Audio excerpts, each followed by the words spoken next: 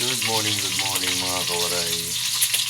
So ayan, magluluto na naman po tayo ng ating pang-ulam ngayong araw na to. So ayan ang ating menu.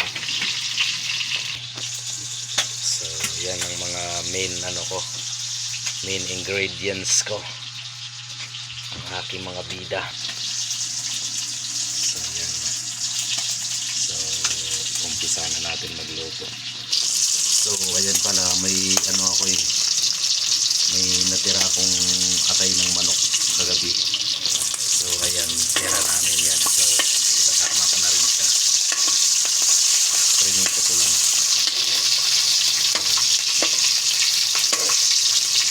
Sutuin ko lang sa gate. Tapos taptapin ko yan mamaya. Ayan. Yan ang gagawin kong parang liver spread. Pag na siya, pag naprito na siya.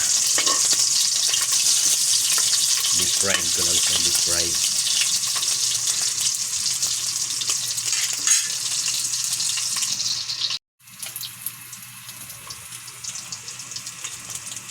Okay, so ayan.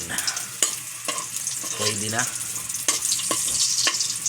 So hanguin na natin. Ayan, hanguin na natin.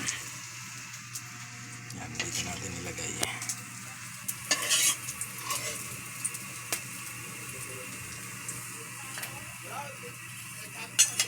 So next, ayan, mga pampalasa. Ang ating mga yeah, pampabango sa niluluto. Amoy na amoy mo agad yung aroma ng bawang sibuyas. So ganyan na minsan ako pag inaano ko na siya, inidiretso ko, sinasabay ko na para tipid sa gas. Alam niyo naman, ang gas ngayon ay ginto ang presyo. So ayan, all goods na siya. So ilagay lang natin ang ating main character. Wow. Ayan.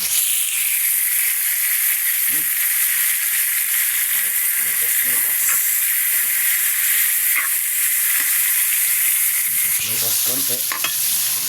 Mayroon pag nagigisa. Matapon.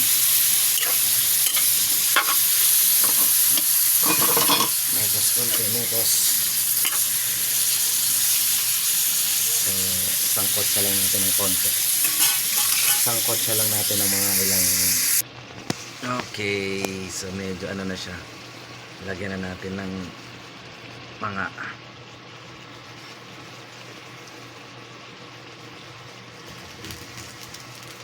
pampalasa, usual, traditional pampalasa. So ayan. So mikos ulit tayo. Habot na ako ng toyo. Lagyan muna natin ng toyo. Pa-cham na lang yung lagay natin para pa-cham na. Hindi, ganun lang talaga. Tansyahan lang. Basta lagi tayong nagluluto, tansyada na natin yung lagay natin yan. So ayan, nalagay na. So alams na. Mikos.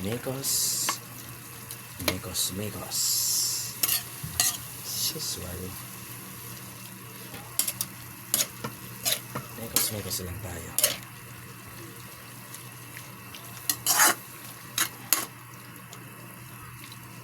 Kumbaga sa kung malalaki lang yung hiwa nito, adobong Batangas yung ko nito, yung menu ko nito. Pero yun talaga yung luto ko nito, adobong Batangas. Pero nilitan ko lang ng hiwa para mas mabilis siyang maluto. So ayan, Kukuluin ko lang hanggang sa lumabas yung katas niya. So pakuluin lang natin ng mga ilang minuto. Akin na nga yung takip. Pakuluin lang. Tapos siyempre takpan natin para mabilis yung pagkulo niya. So antayin natin mga 5 to 10 minutes. Tingnan natin mama. Ayan. So hiwain ko lang yung hiwain ko lang yung prinito ko kanina na atay habang inaantay natin na maluto yung na maluto yung baboy, yung karne ng baboy. So iaano ko siya to doon, ihahalo ko siya. Yan, ganun lang, huwag na nating durugin, hindi ko na dudurugin ng gusto. So ayan.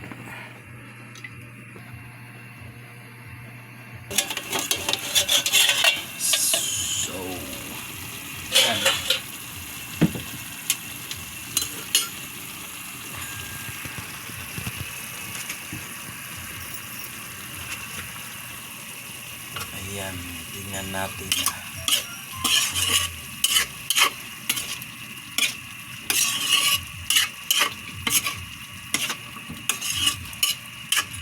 Mikos-mikos ng konti. Medyo matigas pa.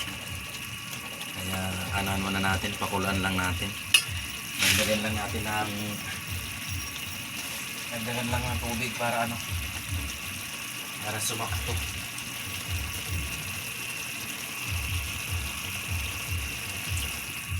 Para sakto sa pagkulo. Yan, medyo na yan. Kulin ulit natin mga 5 to 10 minutes. Tapos tingnan natin kung lambot na siya. So ayan, tingnan ulit natin kung ano na ang resulta.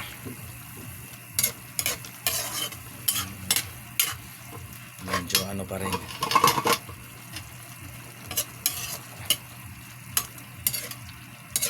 Mikos-mikos lang natin konti. Tingnan natin hanggang sa to. Hanggang sa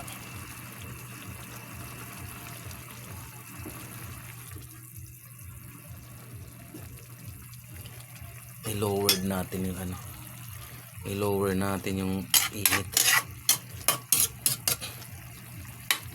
Pero tikman ko lang kung na yung lasa.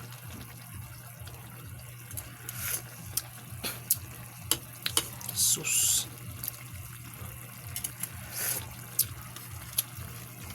Naku po, inang. Takpan natin. 5 to 10 minutes ulit.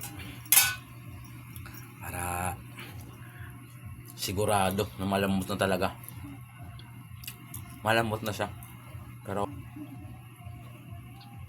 malambot na. Pero mas gusto ko mas pa. Okay, tignan natin. So ilagay na natin yung mga natin, pang dagdag aromatics. So inilagay ko na yung inilagay ko na yung atay ng manok. At syempre ilagay na rin natin ang atay ng baboy. Yan ang pinagkaiba sa mga regular na sa mga regular na adobo. Ito mayroong atay ng manok at saka atay ng baboy. So pagsasabay-sabayin ko na siya. Pagsasabay-sabayin ko na para sabay-sabay na maluto. So meron ako dito meron ako dito ayan, sitaw para dagdag lasa. Dagdag lasa, hindi dagdag kulay para may iba naman, para kahit pa paano.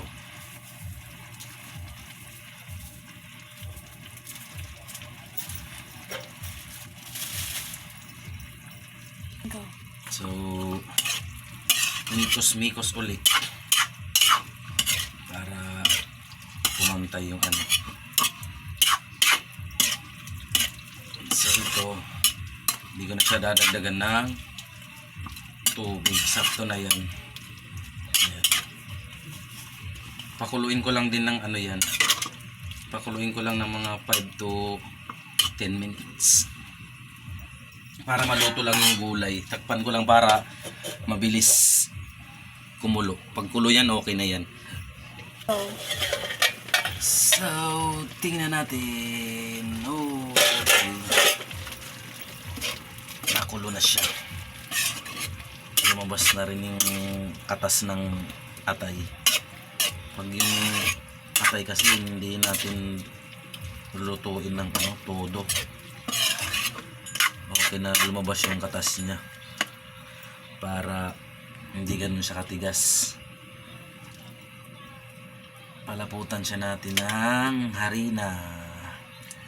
Depende sa inyo kung anong gusto nyo. Baka gusto nyo kasing ako harina lang. Okay na yan.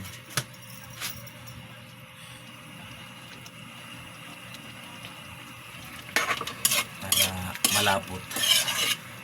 Wow. Diba maganda na yung kulay? Kasi mayroong mayroong sitaw. Hindi ko na masyadong inanghangan. May maanghang ng konti yan. Mayroon niyang pampaanghang na nilagay ko pero konti lang kasi mga bata yung mga bata kasi kakain eh.